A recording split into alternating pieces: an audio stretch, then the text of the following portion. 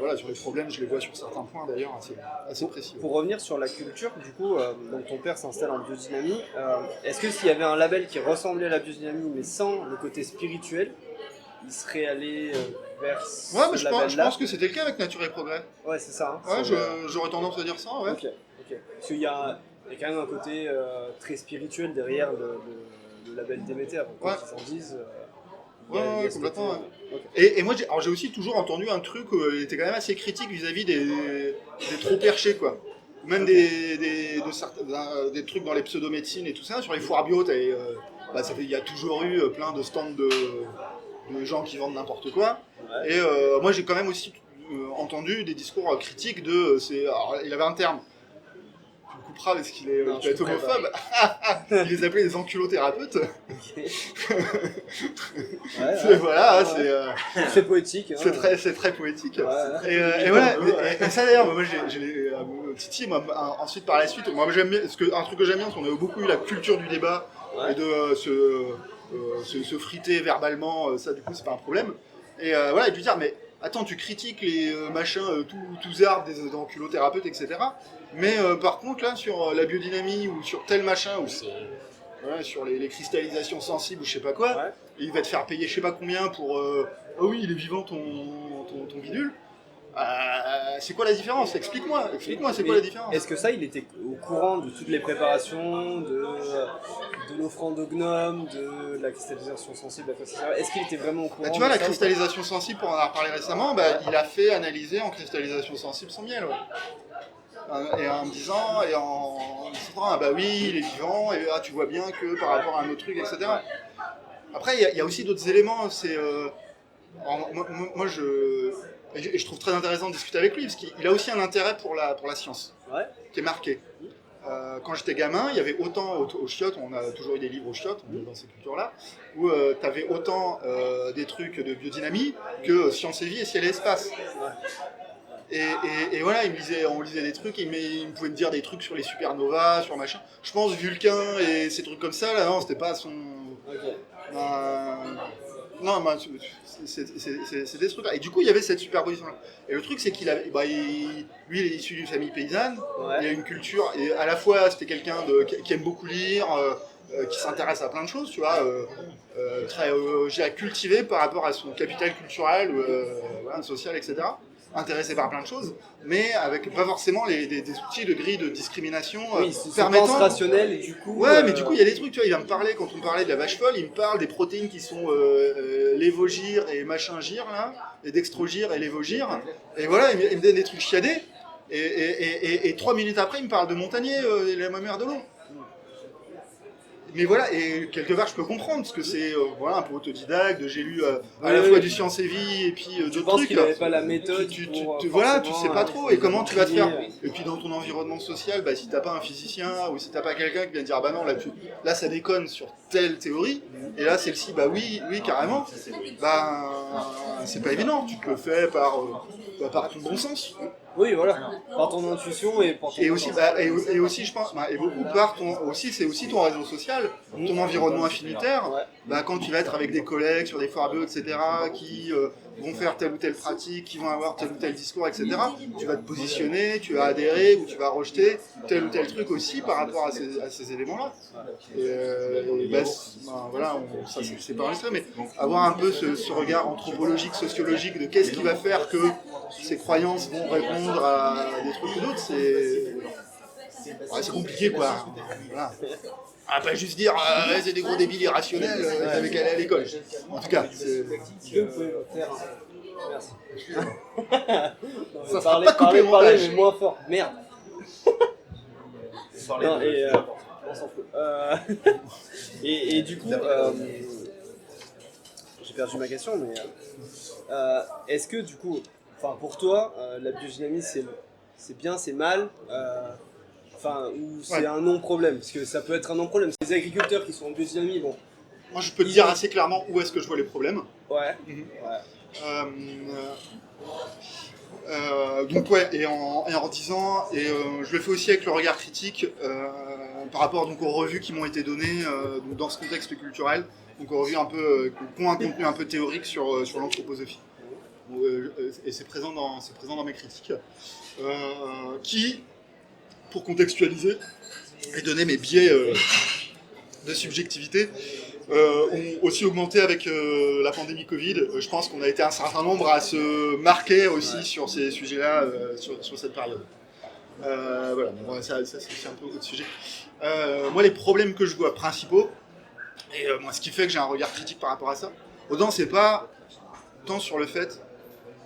Moi, je mets à deux niveaux. Tu vois, sur le fait de croire en l'existence de Farfadet et faire l'offrande à ceci ou cela à des moments. Why not? Je veux dire, j'ai été en voyage au Pérou et j'ai traîné chez des paysans au Pérou qui faisaient des offrandes à la Pachamama pour aller, quand ils allaient s'occuper de leurs moutons et tout ça.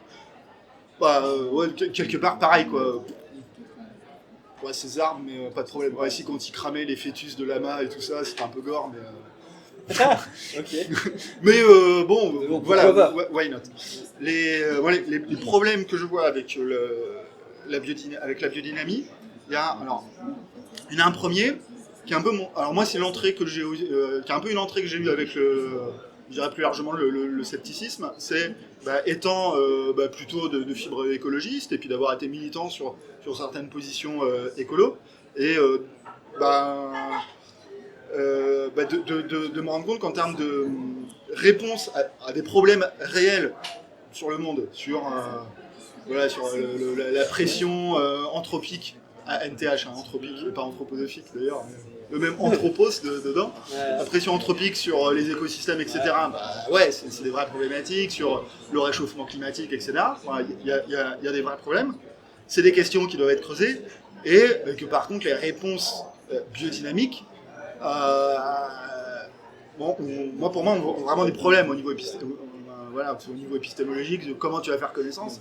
Moi, comme alternative agronomique, enterrer des vicis de serre pour améliorer la productivité ou chasser les mulots en cramant des mulots, justement, etc. Pourquoi les creuser là-dedans, moi? Je pense que dans l'agroécologie scientifique, il y a plein de pistes à creuser. Et voilà. Et du coup, d'ailleurs, il y avait un peu ça quand j'entendais des gens avec lesquels je pouvais être un peu opposé sur qui critiquaient les écolos qui croient dans des machins tout pétés. Et que du coup, je regardais, je me disais, c'est vrai qu'il y a quand même des trucs tout pétés dans ce en quoi ils croient.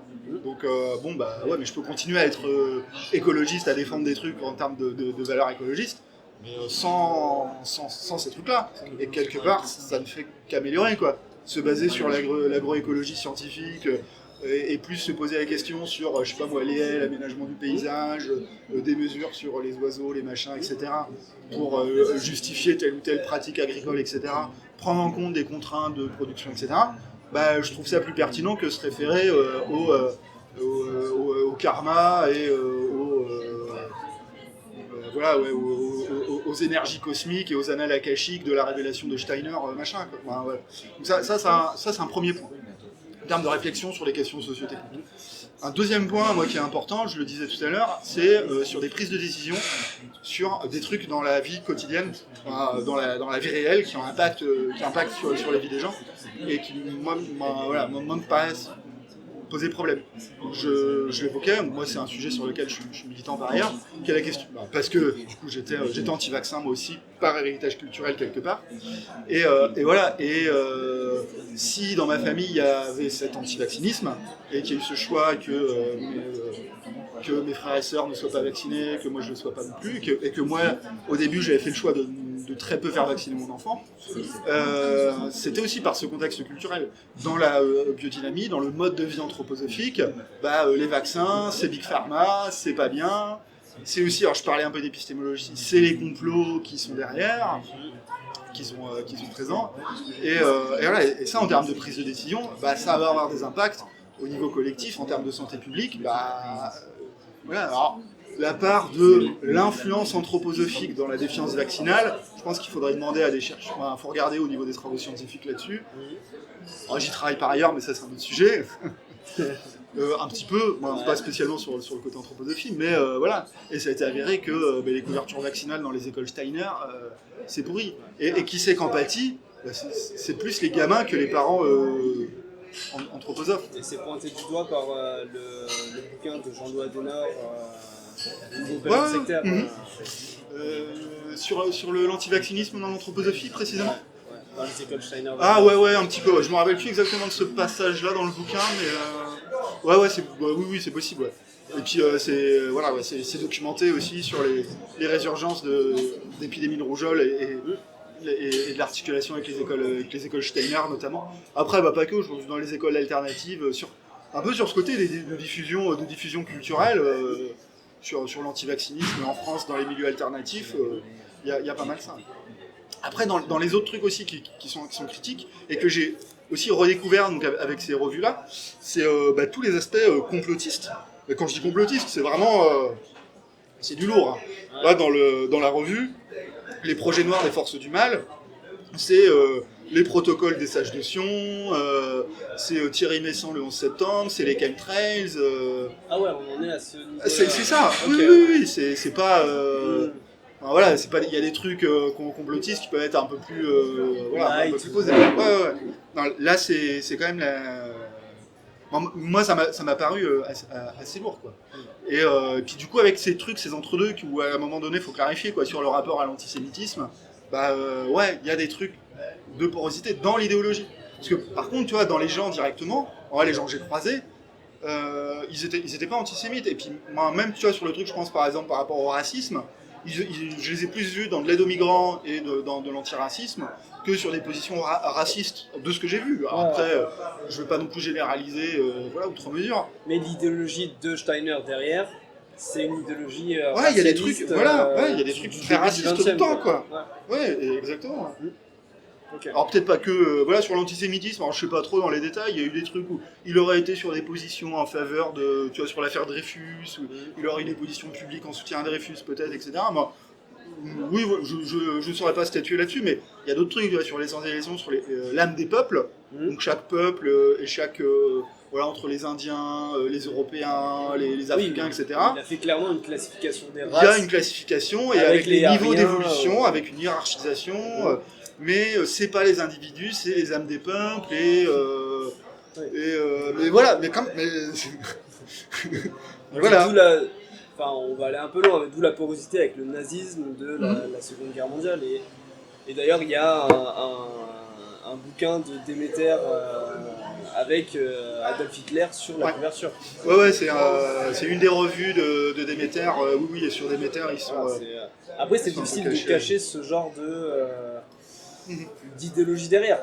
Ouais. Sans doute. Après, les dynamistes de maintenant n'ont rien à voir avec ce... Après, toutes les entreprises présentes en Allemagne dans les années 30-40... Bien sûr.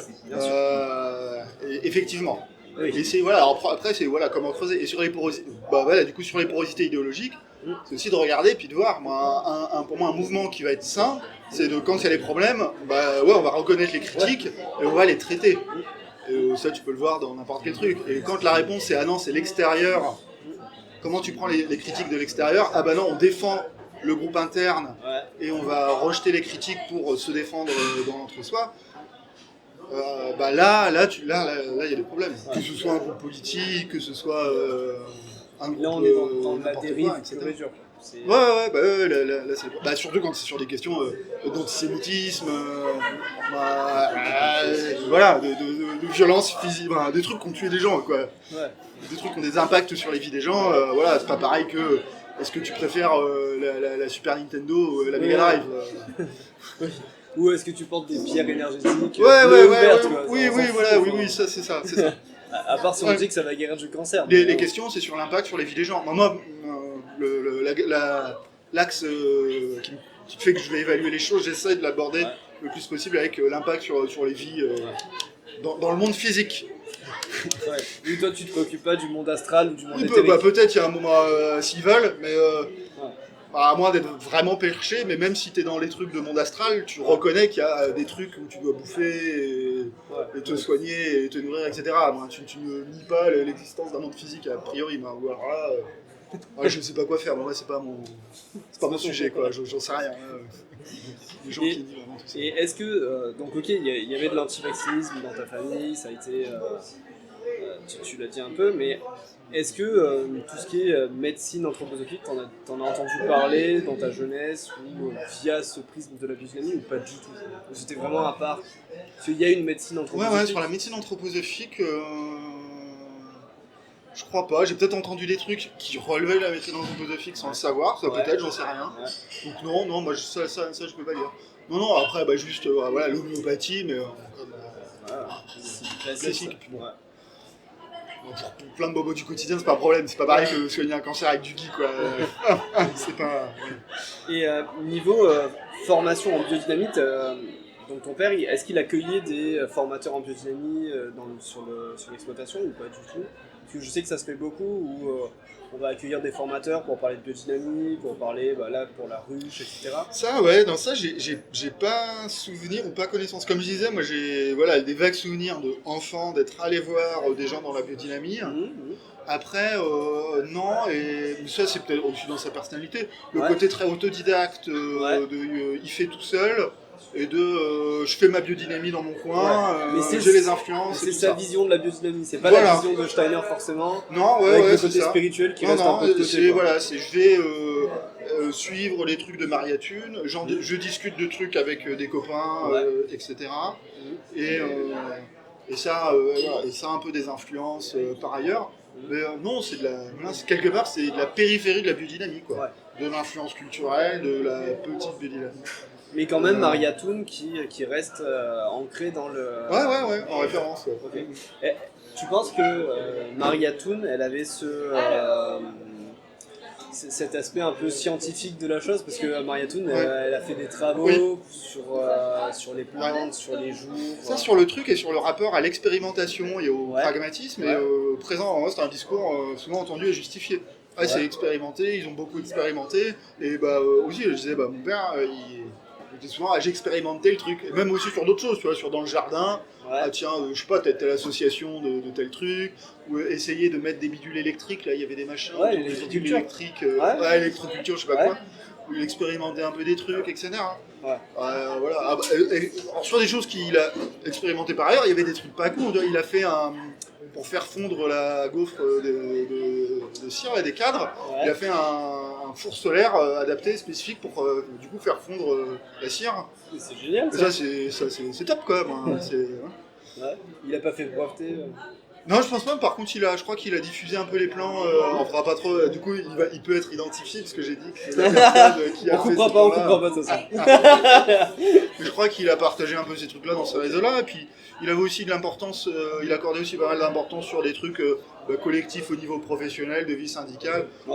Où il devait sûrement y avoir aussi d'autres, des gens avec de l'affinité biodynamie. Moi, j'ai plus connu avec l'affinité avec en tout cas au niveau professionnel, avec des gens bio, avec les GAB, avec les CIVAM, avec tous les réseaux bio, voilà quoi, les syndicats, la Confédération paysanne, etc. Quoi. Est-ce que tu en as discuté de la biodynamie avec ta vision de maintenant, avec ton père? Oui. Et du coup, le retour que tu as, est-ce qu'il se remet en question sur les pratiques qu'il faisait ou pas du tout un peu, ouais. Moi, je pense qu'il y a des trucs qui touchent un peu. Je pense que c'est quelqu'un qui se remet en question, qui l'exprimera pas ouvertement ou clairement, mais qui peut remettre en question certains trucs. Pas tout. Voilà. Il y a des choses, quand directement j'ai pointé, t'as lu les conférences aux agriculteurs et tout ça, Steiner. Mais attends, c'est des annales akashiques et tout ça. La réponse était je sais pas et tout ça. Ou quand je pointais, là, il me parlait des protéines leftogyres, machin. Voilà. Oui, mais attends, sur tel truc de science, tu suis la science. Par contre, sur tel autre truc, non. Voilà, de mettre face aux contradictions. C'est un peu comme ça que je fonctionne. Je sais qu'avec lui, on peut débattre, être pas d'accord et s'engueuler en s'aimant toujours, donc c'est pas un problème. Non, c'est un point important.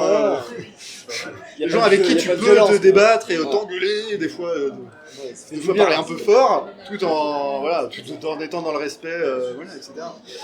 Et donc peut-être un peu. Alors après, je sais pas, et pas surtout. Par exemple sur la vaccination, non, il reste non vacciné. Le Covid n'existe pas. Non, pas à ce point-là. c'est compliqué. Si j'ai entendu des... Ah ouais, non, mais j'ai... Voilà, je vais là-dessus, ouais, s'il y a sur des trucs, et puis ça m'énerve, et puis je peux pas... Moi, je me suis fâché avec beaucoup de... tout ce pan-là un peu de ma famille, et c'est compliqué. Et... non, qu'est-ce que je voulais dire? Ouais, mais j'ai entendu effectivement des discours compliqués où sont mis ensemble. Ouais, du coup, ils vont plus adhérer sur des trucs. Et ayant déjà été anti-vaccin, ils vont plus adhérer à des trucs anti-vaccins. Bon, moi, quand je vais en parler avec eux, je vais dire, mais attends, c'est caricature. Alors, regarde, les médecins anthroposophes, c'est eux qui ont parlé des machins de la 5G, des complots de Bill Gates, et des nano bidule trucs, etc. Ah, attends, tu crois pas à ces trucs-là, hein. Ouais.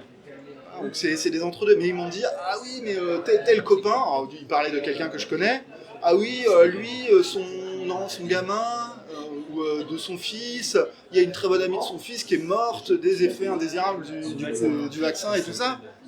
Et je sais pas quoi dire, j'ai un peu envie de dire, ah ok, donne-moi son nom, moi je vais l'appeler pour savoir. Donc effectivement, j'ai pas été jusque-là. Ouais. Je connais en plus la personne dont il me parlait. Mais voilà, mais du coup je revois un peu c'est des schémas classiques du complotisme. Voilà, dans l'antivaccinisme qu'on va retrouver. Mais c'est compliqué, moi, il y a des... Je veux dire, sur l'antivaccinisme, dans ma famille, il y a des histoires aussi, par ailleurs, qui sont compliquées. Du coup, la femme de mon père a eu un truc qui peut être d'ailleurs un effet secondaire d'une vaccination qu'elle aurait eu enfant. Et qui pour le coup peut être... c'est peut-être le cas, moi j'en sais rien. Hein. Alors, pour le coup, Borel, c'est absolument sûr. Elle a peut-être tout à fait raison, j'en sais rien. Donc du coup, c'est compliqué à aborder. pour penser que les vaccins sont dangereux. Ouais. Mais mon père était anti-vaccin avant, et je pense que ma belle-mère a été d'autant plus radicalisée sur l'antivaccinisme depuis. Ouais. Après, et lui aussi, ça c'est auto... peut-être aussi, j'imagine, ça se nourrit ensemble. Après, je sais pas. Voilà. Je sais pas, hein, c'est compliqué. Bon, il est toujours vivant, mais à son âge, je me dis, ce serait peut-être pas con de se prendre un petit shoot pour d'ARN transgénique OGM. Est-ce que tu veux conclure? Est-ce que tu veux dire quelque chose, un mot de la fin, ou quelque chose qu'on n'aurait pas abordé? Ouais, non, je sais plus, parce que il y avait ces revues sur cette... Non, je pense que j'ai dit l'essentiel, avec le côté aussi un peu complexe de l'influence culturelle, et puis c'est pas des idiots, quoi, mais en même temps, il faut être critique, c'est ce truc. Nous, non, mais dans les positions qu'on peut avoir dans la communauté sceptique vis-à-vis de personnes qui adhèrent à des théories bizarres, c'est des fois, ça peut vite arriver. D'autant plus quand on va sur les réseaux sociaux, d'ailleurs souvent dans la vraie vie, quand on croise des gens en vrai, c'est plus nuancé. Mais voilà, c'est une dérive des réseaux sociaux en et général, du mouvement culturel. sceptique. Oui, après, puis tant qu'on a conscience des critiques internes et qu'on évolue par rapport à ça, du coup, on n'est pas sectaire, justement. La bienveillance avant tout. Ouais, voilà, mais la bienveillance, la bienveillance, des gens, ils peuvent te parler de bienveillance dans le New Age, on peut te parler de bienveillance, c'est très violent par ailleurs. Donc, c'est concrètement et matériellement comment tu mets ça en place. Voilà, tu peux évaluer. On va s'arrêter là, de toute façon, notre auditoire, on a... Est-ce que vous voulez poser des questions? En fait, on est en train de lire un des articles sur lequel on est tombé, on s'intéresse beaucoup à savoir ce que c'est. Non mais ça on s'en fout, est-ce que vous voulez poser des questions? Est-ce que ça a rapport avec les crypto-monnaies?